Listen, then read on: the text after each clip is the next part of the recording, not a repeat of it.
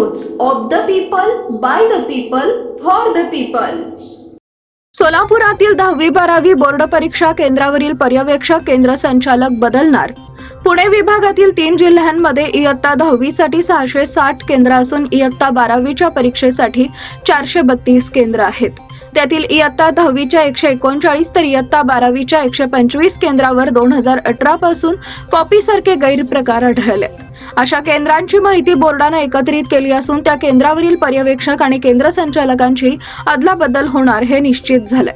कॉपीमुक्त परीक्षेसाठी पुन्हा बोर्डाने मुख्यमंत्र्यांच्या 100 कलमी कार्यक्रमाअंतर्गत 10वी-12वीच्या परीक्षा केंद्रावरील पर्यवेक्षक व केंद्र संचालकांची अदलाबदल करण्याचा निर्णय घेतला होता, पण त्याला शिक्षक, मुख्याध्यापक संघटनांसह शिक्षक आमदारांनी विरोध केला।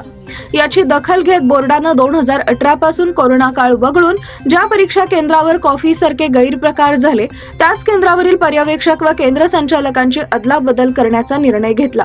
त्यानुसार किती व कोणत्या केंद्रावर गैरप्रकार घडले याची माहिती संकलित केली आहे। त्या पुणे विभागातील एकूण 264 केंद्र आहेत, ज्या केंद्रात 2018 पासून कॉपी प्रकार झाले होते। त्यात सोलापूर जिल्ह्यातील 10वीचे 47 तर 12वीचे 34 परीक्षा केंद्र आहेत। दरम्यान शिक्षण अधिकाऱ्यांच्या माध्यमातून आता त्या केंद्रावरील पर्यवेक्षक व केंद्र संचालक अन्य शाळांमधील नेमले जाणार आहेत। पीपल न्यूज पाहण्यासाठी चॅनलला सबस्क्राइब करा व बेल आयकॉनला प्रेस करा।